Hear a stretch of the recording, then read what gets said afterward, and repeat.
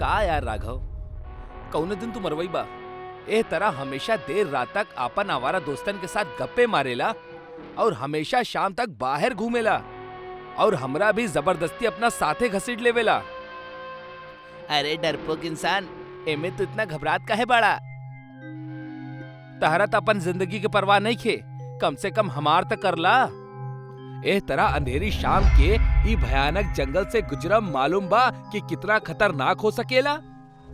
अच्छा तब बतावा कितना खतरनाक होगी? अब वही कोनो हॉरर फिल्म के तरह हमरा पीछे से पायल खनके की आवाज सुनाई दी, पेड़ के पीछे से छिप के हमरा पर केहू नजर रख ले होगी और तब्बे हमने कोनो मधुर संगीत के धुन सुनाई दी। राघव वही इतना बोले ही रहल कि तब्बे वो दोनों के ठीक अपना पीछे कौनो औरत के गाना गाए की आवाज सुनाई पड़े लगल। रात होखे वाला बा, कहर ढावे वाला बा, मौत आवे वाला बा, मौत आवे वाला बा। रात होखे वाला बा। ई गाना के सुन के मोहित और राघव दोनों के मानो सांप सूंघ गए होगी। दोनों के कदम अपन जगह से आगे बढ़बे न करत रहे। तब बे मोहित कापत आवाज में राघव के बोलेला, राघव हम तोरा के मना कले रहनी ना, तेरा सूरज ढलक के बाद इस जंगल से गुजरल ठीक नहीं खे। देख लेला ना अंजाम। अब एमे भी भूत वाली बात छेड़ के का जरूरत रहे?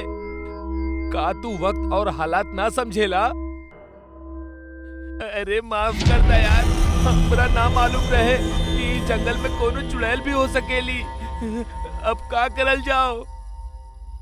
हमरा इस चुड़ैल के बारे में ज्यादा कुछ तो पता नहीं खे, लेकिन गांव वाले लोग बतावेले कि ये गाना गावे वाली चुड़ैल बिया, जे कवारन लेकन के देख के उनकरा अपन तरफ आकर्षित करे खातिर मायावी संगीत के उपयोग करेली, और जे केहू भी ई माया में फंस जाला ई चुड़ैल ओकरा के मार देवेली। यही से सीधे चला, तब्बे पीछे से ऊ चुड़ैल के संगीत बंद हो जाला और ऊ एगो डरावनी आवाज में बोले, का तू लोग आपस में खुसुर पुसुर करा ताड़ा? चुपचाप उल्टा कदम हमार तरफ आवा, चाहे अपन हाथ से जिंदगी गवावा।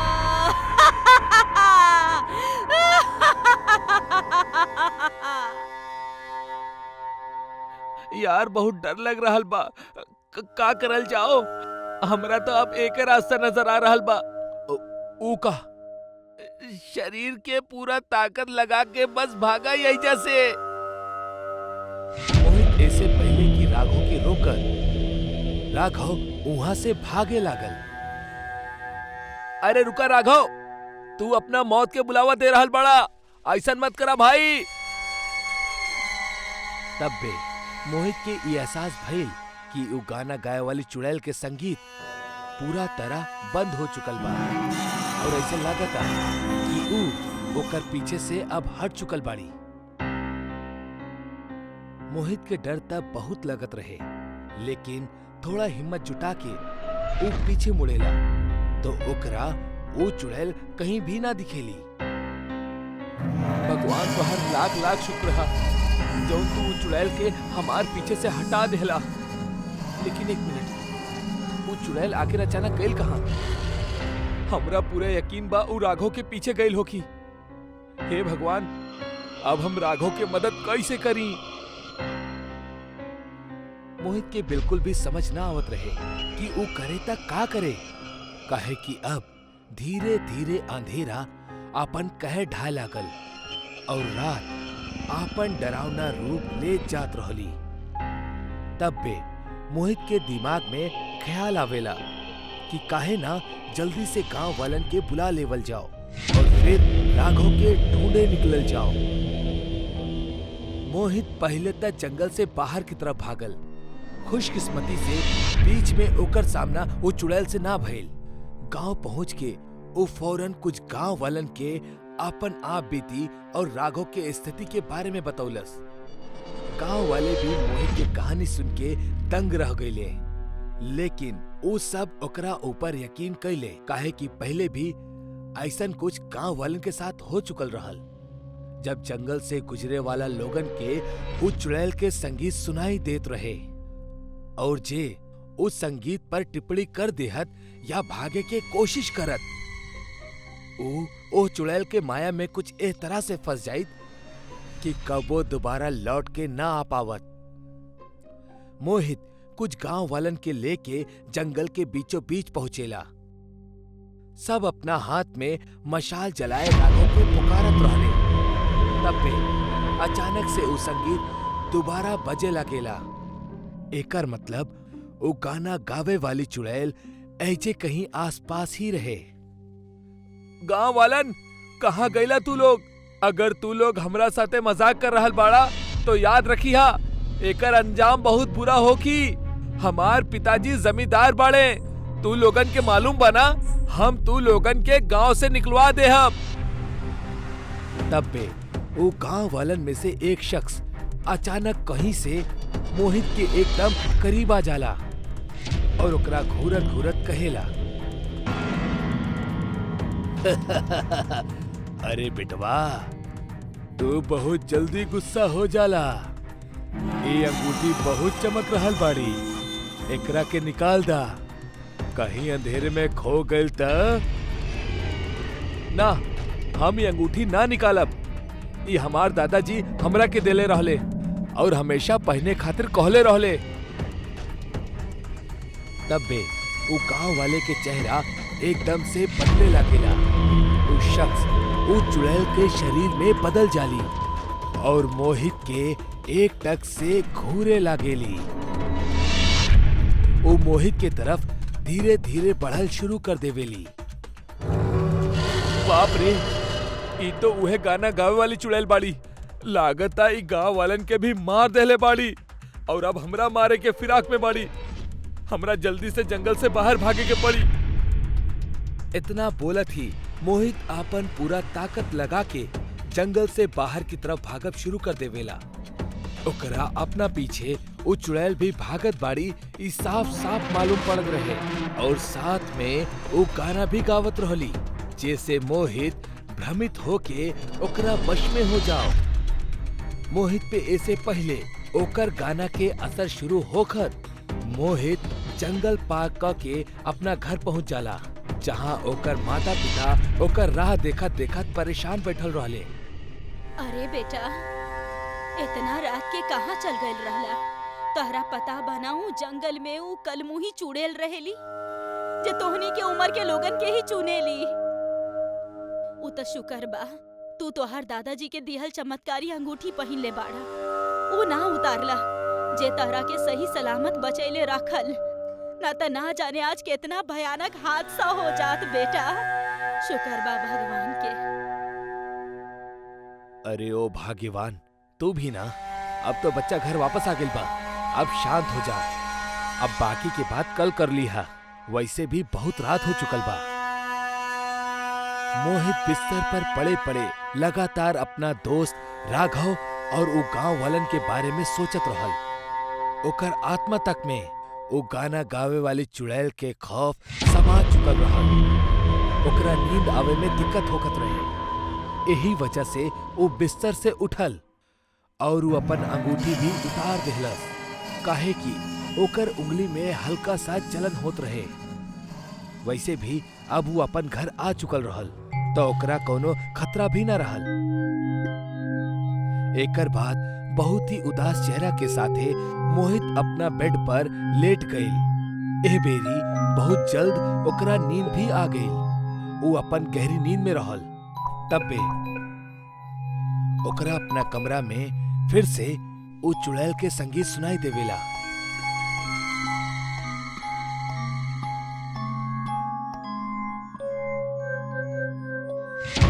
मोहित अपना बिस्तर पे एकदम अजीब तरह से छटपटाए लागेला और एकर साथ ई सीन यही जे एंड हो जाला। अब सुबह हो चुकल रहे।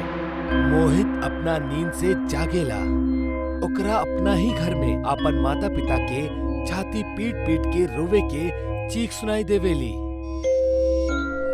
मोहित ऐसे बहुत चौंक जाला।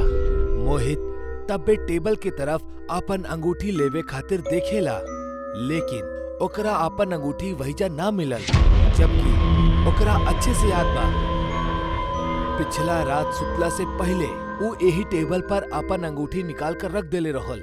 खैर, ओकरा खातिर अंगूठी ढूंढे से ज्यादा जरूरी रहे बाहर के माहौल जानब, काहे कि ओकर बेचैनी अब बढ़त ही जात रहे। वो अपन कमरा से बाहर निकल के आवेला कि ओकर माता पिता एगो लाश के पास सिर रख के बहुत ज्यादा रो रहल बाड़े। ई देख के मोहित समझ जाला कि जरूर ई ओकर दोस्त राघव के ही लाश होखी, जेकर खातिर ओकर माता पिता शोक मना रहल बाड़े। मोहित अपना माता पिता के जाके समझावेला, लेकिन ई का ओकर माता पिता तो ओकर तरफ देख ही न रहल बाड़े। तब्बे उ लाश पर से कपड़ा हटेला और फिर जौन मोहित देखेला वो देख के ओकरा एगो करारा झटका लागेला। ई लाश केहू और के ना बल्कि ओकर खुद के ही रहल, यानी मोहित अब एगो भटकत आत्मा रहे। ओकर मौत तो कल रात उहे वक्त हो गई रहे जब अंगूठी निकाल के वो सुते गई और ओकरा गाना गावे वाली चुड़ैल के एहसास भइल। और उहे वक्त वो चुड़ैल मोहित के गले पे अपन दांत गड़ा के ओकरा मार देहलस।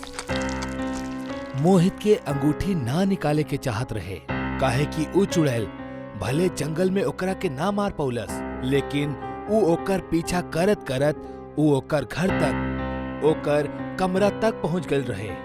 और मोहित जैसे ही एगो गलती कैलस, मोहित के जिंदगी के चैप्टर यही जे क्लोज हो गए।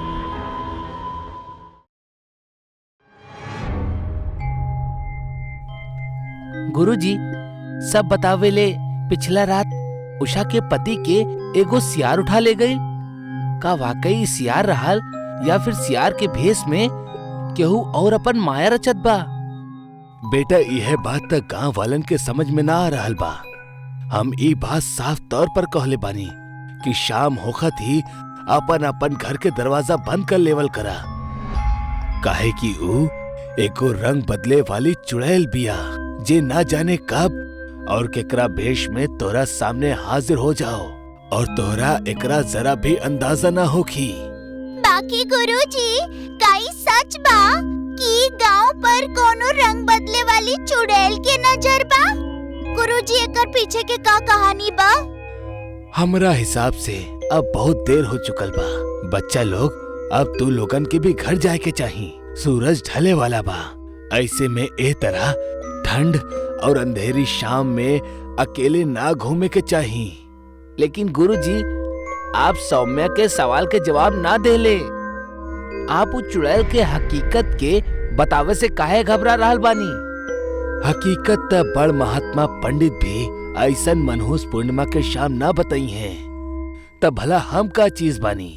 अब तू लोग अपना घरे जा, लेकिन जा समय हमार कहल कईल बात के खास ख्याल रखिहा। केहू भी दिखे ता ओकरा के ना टोकिहा, और अगर तोहरा केहू पीछे से आवाज लगावे ता ओकरा भूल के भी जवाब मत देहा। ठीक बा गुरुजी, अब हमनी यही से जातानी। सूरज ढले वाला रहल जब दो भाई बहन निखिल और सौम्या एगो बूढ़ पंडित की कुटिया से लौटत रहले। अक्सर वो दोनों उ पंडित के हाल समाचार जाने के खातिर आ ही जात रहले। आज वो दोनों उ पंडित से एगो रंग बदले वाली चुड़ैल के बारे में सुन के लौटत रहले। निखिल, जल्दी जल्दी चला, वो चुड़ैल कबो भी आ सकेली। घर पे मम्मी पापा भी इंतजार करत होइए। जल्दी जल्दी चला। हाँ, सही कहा तारू।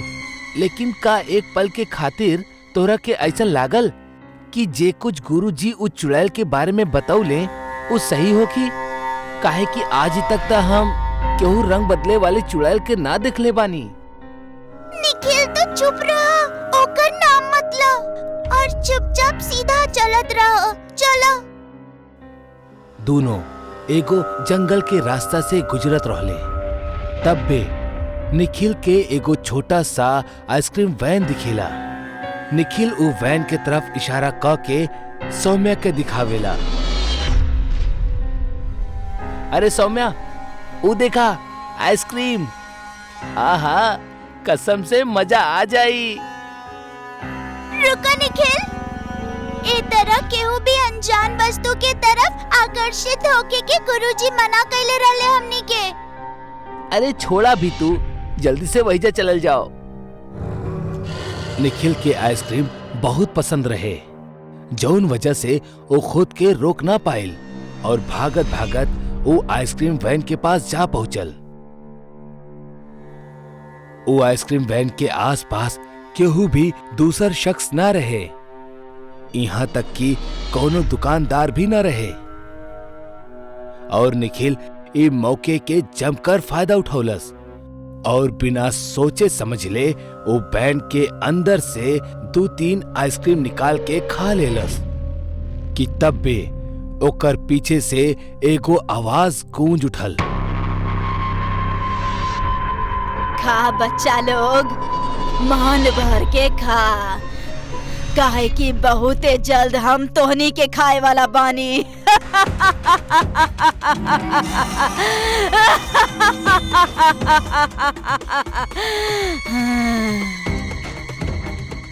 ये अनजान आवाज और हंसी निखिल और सौम्या के होश उड़ा देलस।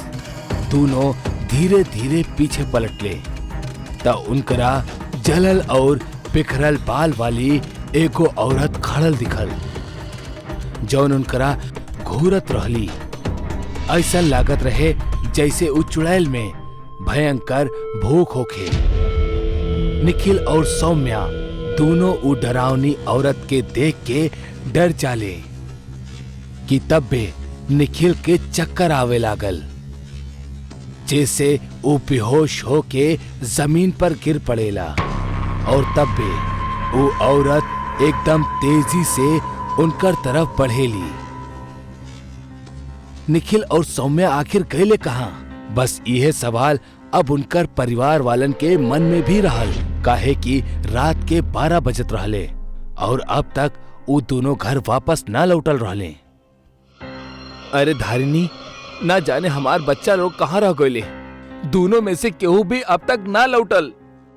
अजी हमरा के का कहे नी, हमार तक खुदे हाल बेहाल हो रखल बा।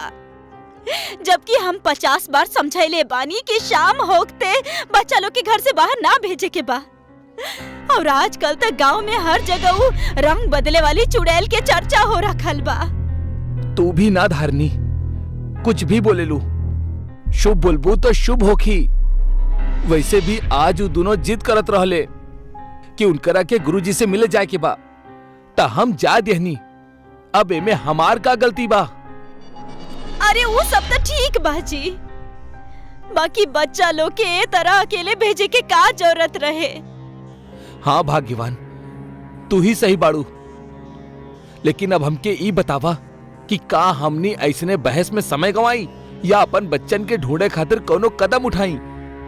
आप खुद भी तो उन लोग के साथ जा सकत रहले ना। आप कहनी कि वो दोनों गुरुजी के पास जाए के जिद करत आड़े, तब तो हमनी के भी तुरंत गुरुजी के कुटिया पहुँचे के चाहिए। अब आगे के रास्ता हमनी के उहे दिखाई है। हाँ हाँ, तू सही कहा तारू। चला तुरंत गुरुजी के पास चल जाओ। दोनों बच्चन के एक साथ गायब होखला की वजह से केदार और धारिणी दोनों बहुत परेशान और हताश होके गुरुजी के कुटिया पहुंचले। वो दोनों वो कुटिया के मिट्टी वाले दरवाजा के थपथपावे लगले। कुछ देर में वो बूढ़ा पंडित अपन कुटिया से बाहर निकलेला। अरे तू दोनों इतना राती में यहीजा का कर रहल बड़ा? सब कुशल मंगल तो बा ना? अरे का कुशल मंगल महाराज, हमनी के दोनों बच्चा निखिल और सौम्या लापता बाड़े। का मतलब वो दोनों अभी तक घर ना पहुँचले? अरे गुरुजी, अगर हमार बच्चा लोग सही सलामत घर पर मौजूद होखत तो हमनी इतना रात गए आपके काहे कष्ट देती। अब आप ही हमने के कुछ सहायता करी। लेकिन हम दोनों बच्चा लोगन के सूरज ढलने से पहले ही घर भेज देले रहनी। वो जरूर घर पर ही हुई हैं।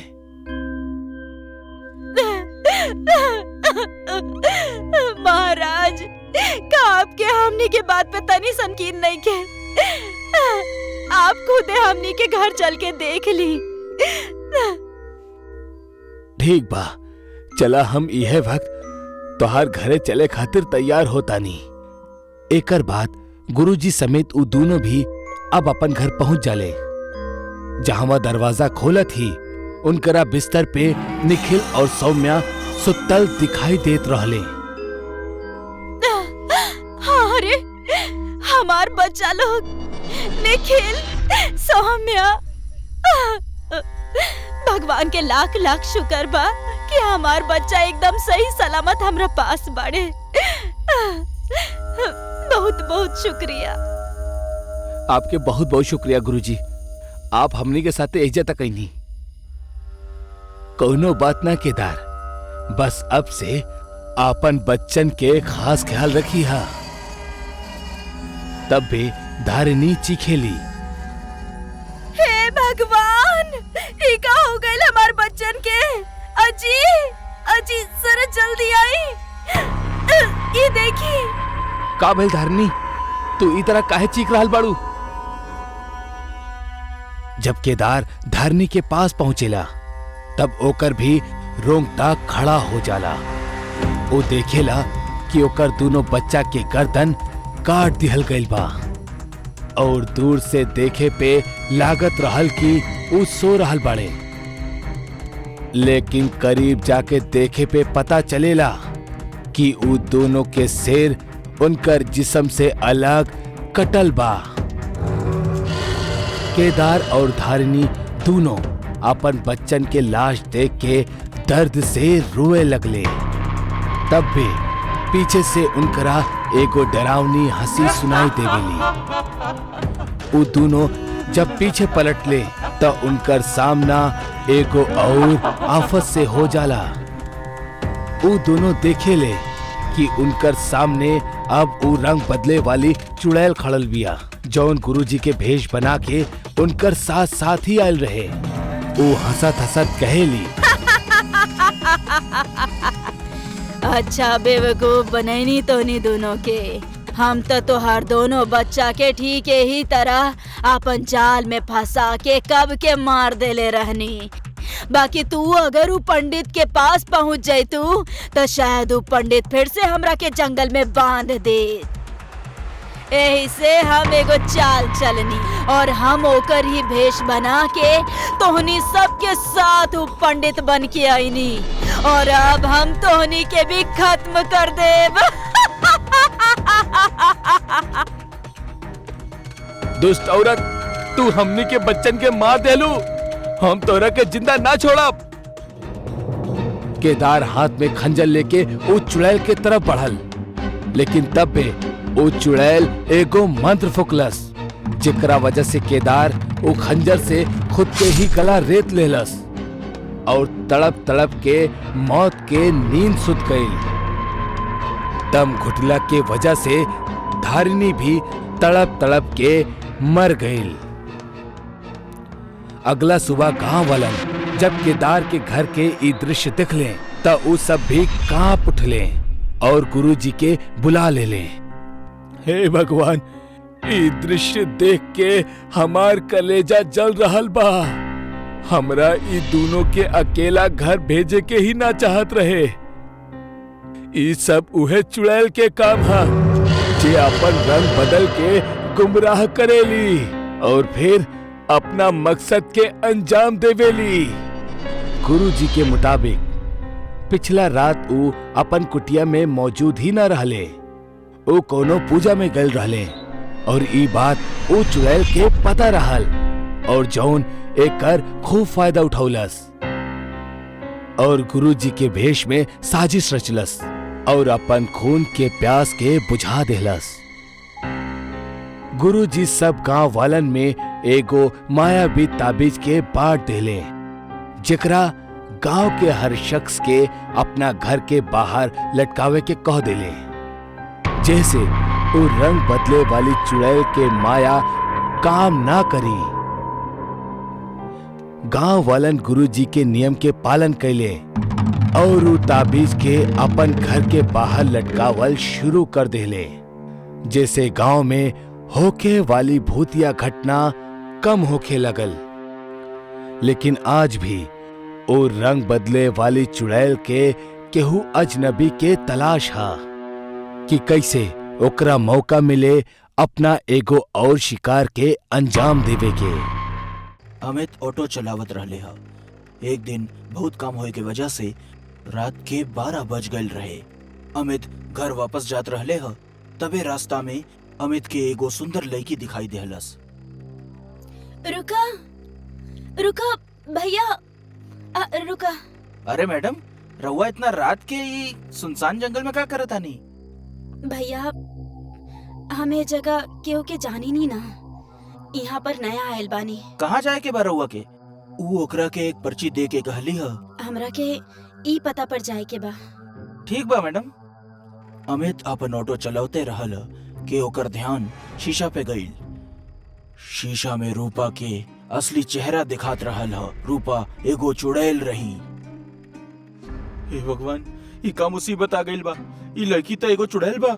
भगवान हमार रक्षा करी, हमरा के बचा ली। भैया बस ऑटो रोक दी, हमरा यहाँ जाए के बा। हे भगवान रक्षा कर, भगवान रक्षा कर। कितना पैसा भइल? अमित बिना पैसे लिए डर के मारे ऑटो के पूरा तेजी से भगा के अपना घर वापस जात रहले ह। बिना खाए पिए अमित सो गईल। सवेरे जब उठले ह। रात के का भइल रहे जी? भूत देख ले रहनी का? तोरा कैसे पता? अरे हम तो मजाक करत रहनी। आप सीधा आईनी और कुछ बोलनी भी ना, खाना भी ना खैनी और बस जाके सूत गईनी। हमरा कुछ याद नहीं खे। अमित और कमला आपस में बात करत रहले ह कि तबे रूपा दरवाजा खटखटावली।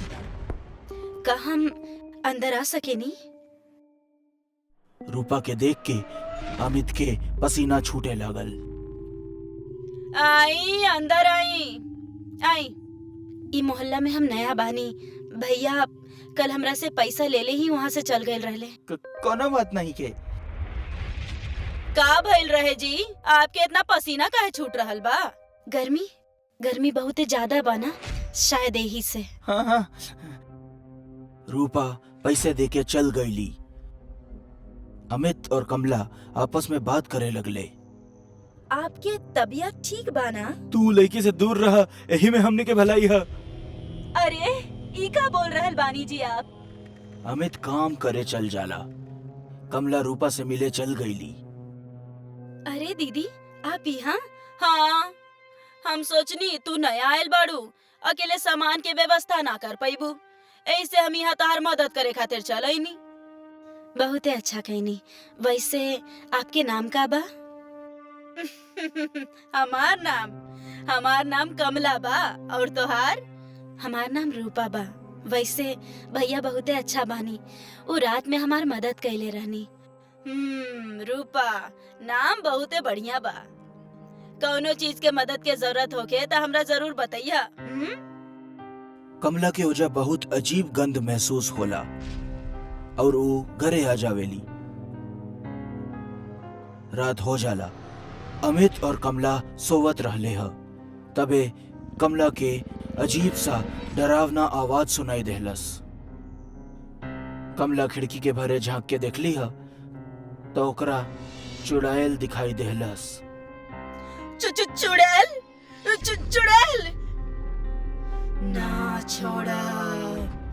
ना छोड़ब।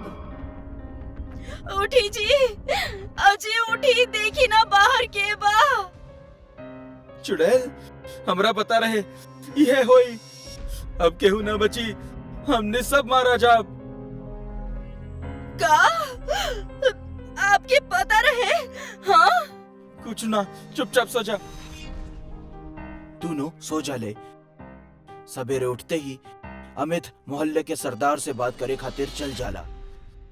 सरदार के साथ अमित के दोस्त सुमित भी रहल ह। अमित का बात बा, तू बहुत डरान बाड़ा। सरदार जी, हमने की कुछ करे के पड़ी।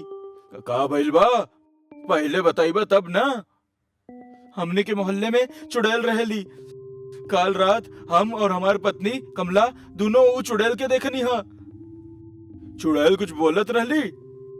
हाँ, कहली रात में जिकरा देख ले ओकरा के छोड़ब ना। तू जरूर कोनो सपना देख ले बड़ा। अरे हमनी के मोहल्ला में कोनो चुड़ैल नहीं खे। सरदार वजह से चल जाला। अमित और सुमित आपस में बात करे लगले। अमित, हमनी के मोहल्ला में एगो नया लड़की आयल बिया, बहुत सुंदर बाड़ी। वो हमरा तो बहुत पसंद बा।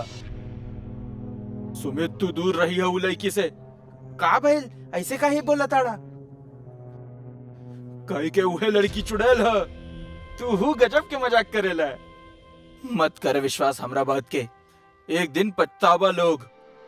एक दिन सरदार रास्ता से जात रहल ह, त सामने से रूपा के औते देख रुक जाला। तो तू ही बाड़ू नई लड़की? हाँ, बाकी आपके बानी? हम ई मोहल्ला के सरदार बानी। अच्छा, त आप बानी सरदार जी। रउआ के कोनो प्रकार के मदद चाहिए तो हमरा बता दी है। मदद? ओ त तहरा के चाही हो कि आज। कुछ कहनी रउआ? कुछ ना, आज रात आप हमरा घर आई खाना खाए खातिर। रात हो गई रहे। अमित और ओकर पत्नी कमला सो नइखे पवलन। वो दोनों के अजीब अजीब सा आवाज सुनाई देवे लागल। तबे अमित के बाहर सरदार दिखाई देवेला। ई सरदार अकेला इतना राती के बाहर का करता? होई कुछो काम करे दी ना ओकरा के। आज सरदार चुड़ैल के हाथे से ना बची। तबे रूपा सरदार के पास आवेली। अभी रूपा सरदार के पास कहे गइल बड़ी? उहे वक्त रूपा चुड़ैल में बदल जाली। हे भगवान, रूपा ही चुड़ैल बाड़ी। कमला छुप कर देखत रहली ह। तबे चुड़ैल सरदार के गला पकड़ के हवा में उठा देवेली। तोहार इतना हिम्मत कि तू हमार सामने आईबा? हमरा माफ कर दे, हमरा से गलती हो गई, हमरा जाए दा। हम तहरा के छोड़ देब हमेशा हमेशा खातिर। चुड़ैल सरदार के खून चूस चूस के मार देवेली। ये सब देख अमित और कमला बहुत डरा गईले। सवेरे दोनों आपस में बात करे लगले। अब हमनी लोगन के का होगी? रूपा ऐसे ही हमनी सबके एक एक करके मार दिए जी। अब भगवान ही बचाई हम सबके। हमनी लोग ना इस जगह के हमेशा खातिर छोड़ के चल जाता नहीं। हाँ, ये ठीक रही। हम आज कुछ पैसा उधार लेके आवता नहीं। काल हमनी के ही मोहल्ला छोड़ के हमेशा खातिर चल जाए। अमित काम खातिर चल जाला। कमला घर में अकेली रहली है। तबे रूपा आवेली। हमार घर में चीनी खत्म हो गइल बा, का तनी सा चीनी मिली? जी चुड़ैल हमरा के मारिए दी, हमार खून पी जाई। दीदी, दीदी, कौन सोच में पड़ गई नहीं आप? कुछ न रूपा। का चाहिए तारा के? तनी सा चीनी चाहत रहे। हाँ, अभी लेके आता नहीं। हाँ, अभी लेके आता नहीं। कमला रूपा के चीनी दे देली। रूपा चल गईली। रात बहुत हो गई रहे। अमित ऑटो लेके घरे जात रहले ह। आज भी बहुत रात हो गई। वो चुड़ैल के हाथ में हम पड़ गई नहीं तो जिंदा ना बचे। तबे अमित के सुमित दिखाई देला। अमित ऑटो रोक देहलस। अमित कुछ बोले वाला रहल, ओकरा पहले अमित के रूपा देखा गई। हे भगवान, ई त चुड़ैल रूपा बा। आज ही हमरा दोस्त सुमित के ना छोड़ी। हम सुमित के मना कैल रहनी हा, उ हमार बात नहीं के सुनलस। कुछ होके हमरा ओकरा बचावे के ही पड़ी। अमित ऊ दोनों के पीछे जावे लागल। तबे अमित के दोनों के बात सुनाई देवे लागल और अमित चुप के सुने लागल। रूपा तू बहुत सुंदर बाड़ू। सुंदर और हम ई कहकर रूपा चुड़ैल बन जावेली। चुड़ैल अब कैसन लगनी हम तहरा के? हाँ? बानी ना सुंदर, बानी ना सुंदर। हमरा छोड़ दे, बचावा, केहू बचावा हमरा के। अमित कुछ कर सकेला ओकरा पहले ही चुड़ैल सुमित के गला तोड़ देहलस और ओकर खून पिए लागल। अमित ई कुल देख के डर के मारे जल्दी से ऑटो लेके घर चल गई।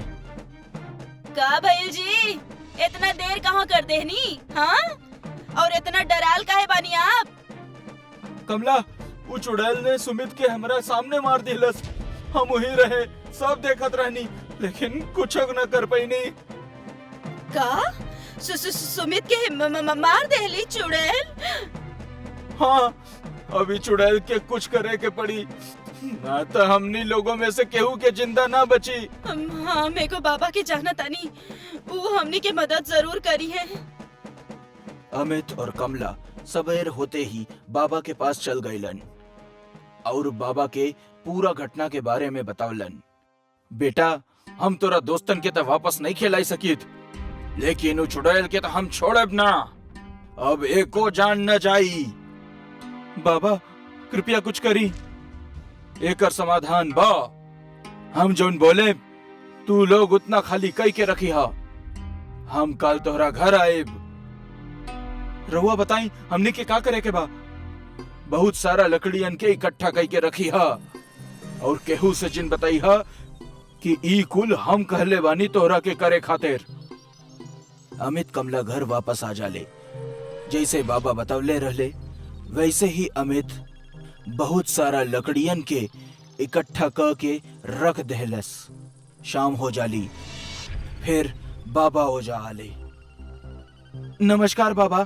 सदा खुश रहो बेटवा। लकड़ियन के इंतजाम हो गईल? जी बाबा, हो गईल। रात हो गईल। बाबा पूजा करे लगलन। तबे रूपा चुड़ैल बनकर बाहर आ गईल। के करे तेरा हिम्मत जे हमरा के बुलेलस? आज हम ओकर खून पी जाएब।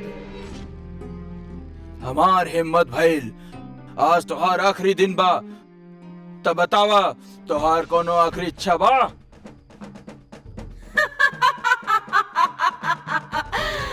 हाँ, तोहार खून पिए के बा। अमित, लकड़ियन में आग लगावा। अमित लकड़ियन में आग लगा देवेला। बाबा मंत्र पढ़े लगले। चुड़ैल जैसे ही बाबा के मारे खातिर कोशिश कर ली, बाबा चुड़ैल के आग में धक्का दे देलन और चुड़ैल आग में जल कर मर गईली। अब ई चुड़ैल खत्म हो गई, दोबारा वापस कबो ना आई। बहुत बहुत धन्यवाद बाबा जी। ऊ दिन के बाद चुड़ैल दोबारा कबो ना आयल। अमित और कमला खुशी खुशी रहे लगलन।